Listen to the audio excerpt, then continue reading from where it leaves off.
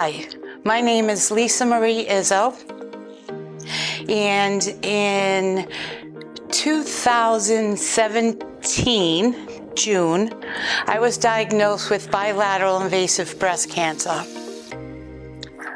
After my diagnosis, I went through surgery, and on both breasts at the same time. Then I went through chemotherapy.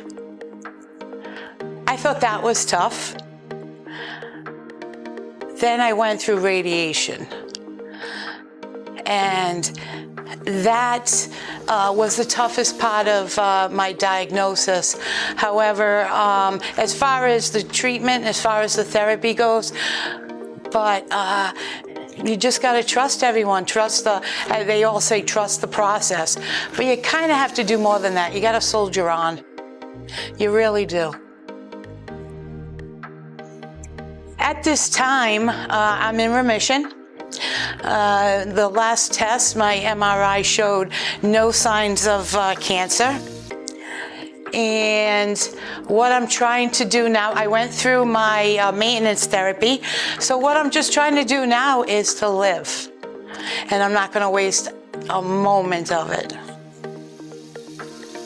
My medical team, I refer to as the dream team. I had Dr. Fenton, Marianne Fenton, Dr. Graves, and Dr. Carol Leonard. Fenton was my oncologist, Graves was my surgeon, and Dr. Leonard I had for radiation. No better for me. Dr. Graves, all of them, but Dr. Graves saved my life. I'm here because of her. I stopped breathing on the table, and she kept going. And so I just, for whatever reason, with her, I'm still here. My support circle. I have family and friends that lined the waiting room walls. I come from an Italian-Irish background. We were the loudest people in the hospital. Everybody knew somebody there. But they were there to support me. And my cousins, my brother, my father, who I lost my brother and my father since. My mother was there, my friends were there. People took turns coming in, because I had to stay overnight, which wasn't planned. I can't thank everybody enough. And it wasn't about what they gave me. It was about their time and just spending time with me when I needed it. I benefited from the Sheroes class in several ways. The art, the Scott brought me to where I thought what I wanted to find out, what I was searching for. And that was why I wasn't as vulnerable as everyone else. I was tough. I cried when I first got told that morning for possibly 2 seconds. Went into my team meeting at the hospital and said, "What do we do now?" So then we came and did the story. I learned the answer to my question. I thought a lot about, and I kept rewriting because something new kept coming into my thoughts and in my writing. So finally, when I finished, I found out the answer. And the answer was it didn't matter. I'm me, and that's who I have to be. So that was huge for me. Gloria Gemma has brought so much into my life post-cancer. At the end of my treatment, I lost my father. Then following that, I lost my brother. And then I joined, I was in Gloria Gemma, and they brought me back. I was a little lost, and they brought me back. I joined a lot of their programs, and which are just fantastic programs.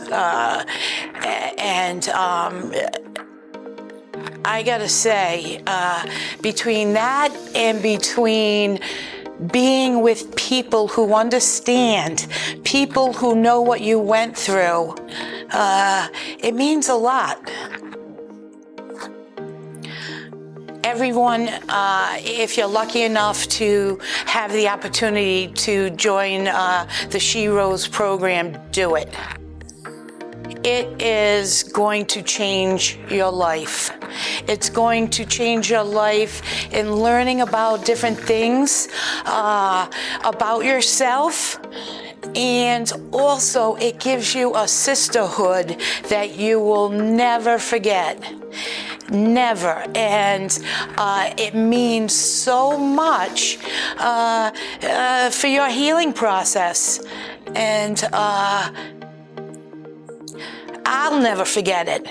So I think that take the opportunity and help yourself. I'd like to thank Alexandra's. We came in the other day, and Erin was fantastic. I had picked out all these things on the website and whatnot. She knew just what I needed, and I had a great experience. Then today I had the stylist. I had Megan doing my hair with a little help from Sammy, and Eli did my makeup. I was scared to death of Eli, a young girl in college, you know.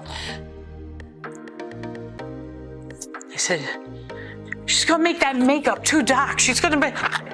Well, anyways, I sat there in a chair and she was fantastic. So, it was a perfect experience today. And I gotta tell ya, Tiffany, what a photo shoot. I never had so much fun with her, the rest of the staff, and all my sisters. It was terrific. My name is Lisa Marie Izzo, and this is my story. Hi, everybody. We are sitting here with Lisa Marie Izzo. Lisa, I'm so excited to be sitting with you. You've just been somebody I look forward to seeing. You have the best spirit and attitude, and it's been such a pleasure getting to know you through this program. How have you felt about participating in the She Rose program? I couldn't have dreamed that this program would lead me to so many revelations about myself. It's an opportunity I think everybody should grab, and I learned so much. I answered so many questions, and the sisterhood part of the program. You can't do anything better for someone than to give them people who they connect with, they understand each other, and you make bonds. And it's a terrific program. Yeah, what a beautiful identity. People will say that, I had to get cancer to develop these friendships and the sisterhood, which is, it sucks that sucks that's the reason that I know you, because of that. But, the women who are in this program and the women I've encountered are some of the best people you'd ever want to be around, because, I've said the saying before, rising tide lifts all boats. And, the strength that you all come away with from each other is you can see it, you can feel it. And I know you all are different from when we first met you back in January. Yes. Right? Yes. Yes. I was looking for an answer that didn't exist. I was ignoring answers about myself and about my healing process. They weren't there. And then through the different programs, the Scott and the story telling, the writing, I found the truth. What were you looking for? I'm curious if you remember. Yep, that the night of the candle pass, when we talked about what we were looking for out of the program, I said I wanted to find my vulnerability. I couldn't understand why I wasn't like everyone else.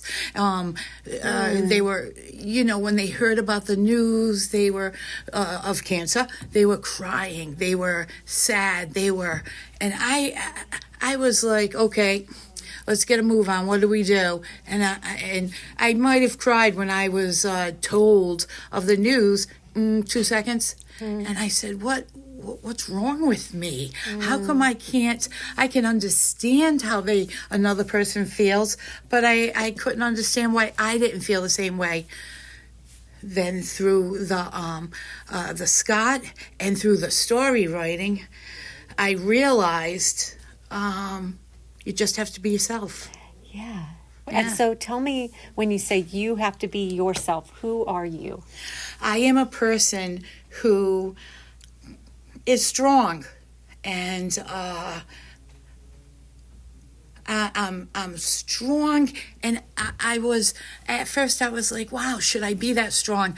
But yes, I was raised that way. The women in my family, especially a lot of the women in my family, they were very strong women. And my father was in the military. And I take after those people. And there's nothing wrong with that. There's nothing wrong for finding out that you should be who you are. That's great. So what you instead of you saying, why am I not feeling this way, or why am I not acting that way, you're like, wait a second, I can be uniquely me and still bring something to the table. Yes. Right? Yes. And that is absolute truth. Don't go changing for a minute, because you're amazing. And you know what? When they say that saying, like, it takes a village, I mean, it takes every kind of personality, right? Yeah. Extroverts, introverts, the ones who make us laugh like you, and the ones who are, timid. I mean, every single one of us adds to this world, this life that we're living. Yeah, it's true. Yeah. So you wrote a story called Roar. I really like that. When you say Roar, what made you channel that? Well,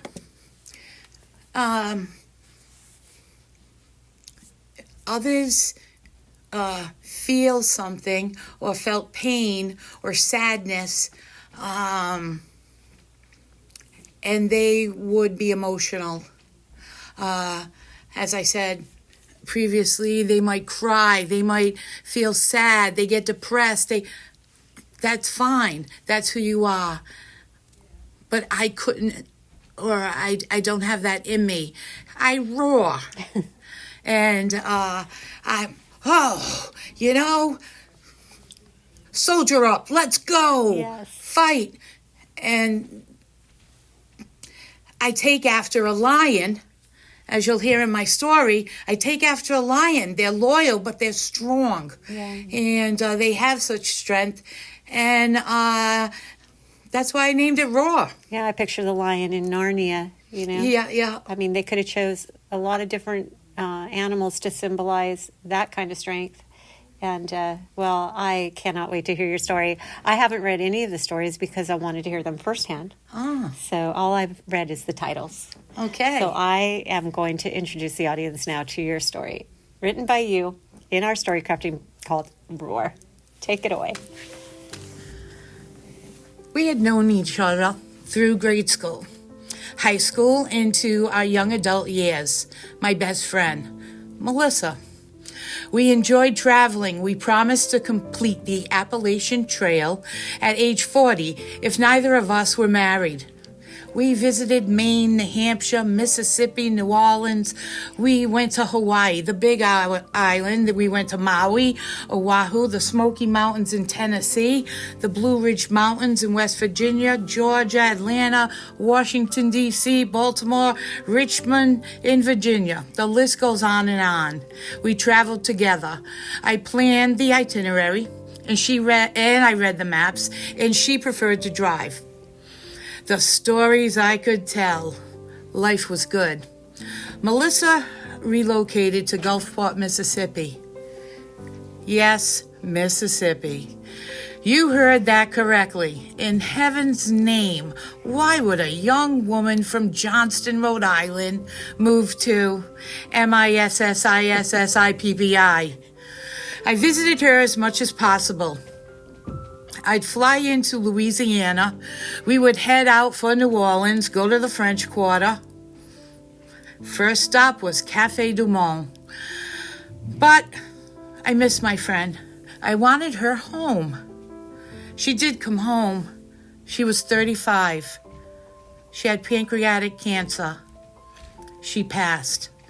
I felt the pain. I roared. In June of 2017, I was diagnosed with stage 3 bilateral triple positive invasive breast carcinoma. The call came early in the morning. I announced to my mother, Nancy, and my father, Michael, I have cancer. Maybe I shed a tear.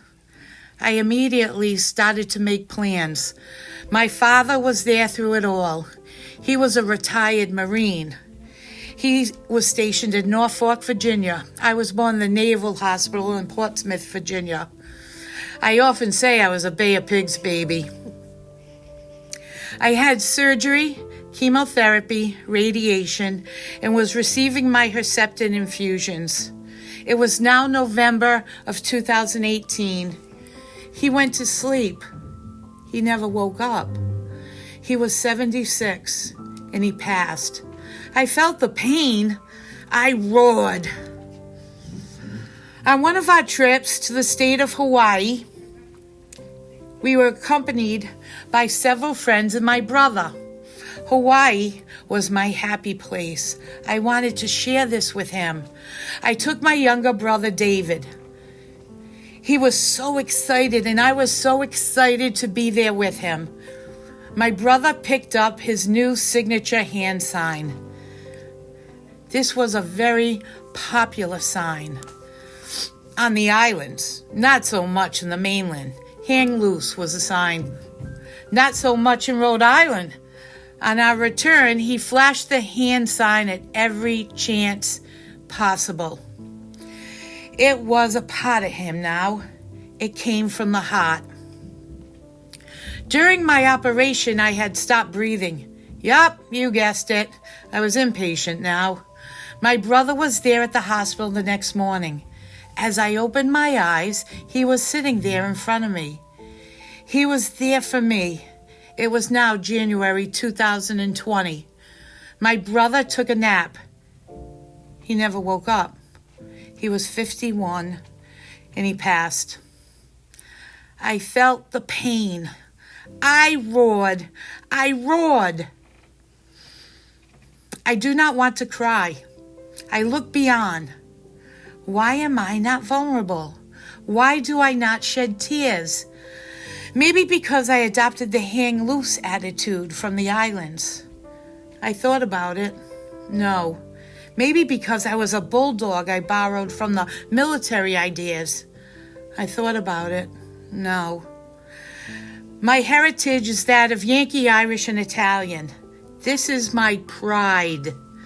I'm a lion. Lions are decisive. They're confident, they're leaders. A lion is brave, loyal, protective, and takes care of their pride. They value independence, strength, and competence. A lion serves others. Lions roar when their control is challenged. Death is out of our control. So I came from a family of lions that taught me I need not cry.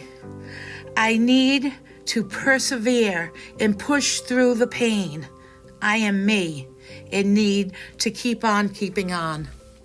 And with that, you say, Roar.